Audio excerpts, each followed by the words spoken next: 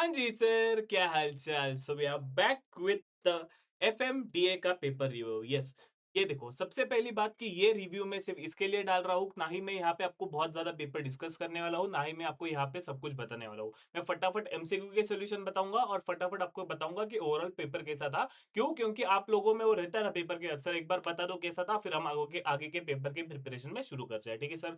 तो ज़्यादा time waste नहीं करना है। मैं सिर्फ आपको फटाफट एमसीक्यू के सॉल्यूशन बता दूं क्या हो गया क्या नहीं हुआ, अच्छा हुआ, सही हुआ, गलत हुआ। अगर आप ये पेपर रिव्यू स्किप करने वाले रहोगे तो ऑल वेरी बेस्ट और अच्छी चीज है, सीधा अगले पेपर के प्रिपरेशन में लग जाओ। बट अभी के लिए हम लोग क्या करेंगे, अभी के लिए मैं सिर्फ आपको फटाफट ये पेपर रिव्यू बताऊंगा और आगे बढ़ेंगे, ठीक है सर? तो सबसे पहले अपने एमसीक्यू का फर्स्ट आंसर आता है बिजनेस रिस्क। देखो मैं डिस्कस नहीं कर रहा हूँ, सॉल्व नहीं कर रहा हूँ, कुछ नहीं कर रहा हूँ, आपको सिर्फ आंसर बताते हुए चल रहा हूँ, ठीक है सर? सबसे पहला आता है बिजनेस रिस्क, फिर आता है बीटा, फिर उसके बाद का आंसर है 54072, बुक बिल्डिंग, फिर आता है 98.28, फिर आता है 12.5, उसके बाद आता है फाइनेंस रिस्क, फिर आता है 4.15%, उसके बाद आता है equity share, market price of equity share, उसके बाद आता है एक्रूड प्रिंसिपल, फिर आता है नॉन इंक्रीमेंटल, फिर आता है 800 units, 4,22,000, price check and Gantt chart. Sir बहुत फटाफट बता लिया आपने। यस सर, अगर किसी का मिस हो गया है तो एक और बार देख लो। फर्स्ट वाले का है बिजनेस रिस्क, फिर आता है बीटा, फिर आता है 54072,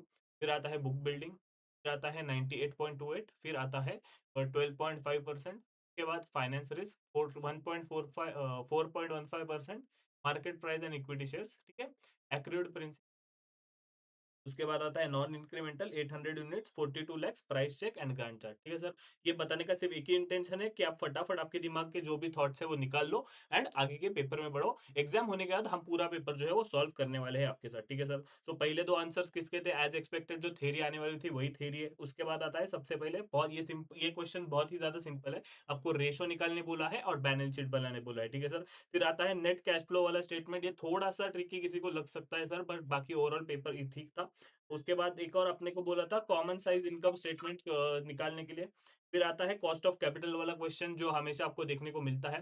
फिर आता है एनपीवी वाला क्वेश्चन। ये क्वेश्चन जेन्युइनली बहुत ज्यादा इजी था, अगर आपने किया रहेगा तो आपको आता रहेगा, ठीक है सर? उसके बाद आता है पे बैक पीरियड के अंडर आपको ये कैलकुलेट करना था, ये मशीनरी के बारे में, टू मशीनरीज के बारे में एंड उसको सिर्फ एडवाइस करना था। एडवाइस मतलब आपको सिर्फ एक लाइन लिखनी थी कि कौन सी मशीनरी जो है वो परचेज करनी। बहुत ही क्विकली आपको बता रहा हूँ क्योंकि मैं चाहता हूँ कि आप ज्यादा टाइम वेस्ट इस पेपर पे ना करें। देखो कॉस्टिंग में हमने क्या पढ़ा है? कॉस्टिंग में हमने पढ़ा है संक कॉस्ट। तो ये क्या है? ये अपनी संक कॉस्ट है। तो हमको अननेसेसरी इररिलेवेंट चीजों पे ज्यादा टाइम वेस्ट नहीं करना है। फटाफट अगले पेपर के प्रिपरेशन में चल रहा है, ठीक है सर? फिर उसके बाद आपको वर्किंग कैपिटल रिक्वायरमेंट का एक था, फिर रिसीवेबल्स का एक क्वेश्चन आया था एंड फिर सेवेंथ क्वेश्चन आपको पूछा गया था कौन सा प्रपोजल के बारे में, कौन सा बेस्ट प्लान आपको सिलेक्ट, ठीक है? फिर आता है एक ओवरऑल क्वेश्चन अपना जो पूछा था सुटेबल फाइनेंशियल प्लान के बारे में एंड लास्ट में वापस डेटा एनालिटिक्स की थ्योरी पूछी। सर अब आपने क्या करना चाहिए? अभी जस्ट पेपर दे के आया हूँ, माइंड फ्रेश है, ठीक है? थोड़ा फॉर तो माइंड थोड़ा सा थका रहेगा, माइंड फ्रेश कर लो, ठीक है? कुछ खा लो अच्छा खासा, ठीक है? फिर थोड़ा रेस्ट करना है तो रेस्ट कर लो एंड अगले पेपर के प्रिपरेशन में हमें अब लगना है, ठीक है सर? तो ये पेपर जैसे भी गया गया, ठीक है? बहुत लोगों को ये पेपर थोड़ा सा अबव एवरेज लगा है, बहुत लोगों को ये पेपर इजी इजी मतलब देखो पेपर था थोड़ा बहुत इजी, बट सबको ये पेपर इतना इजी नहीं गया है, ठीक है सर?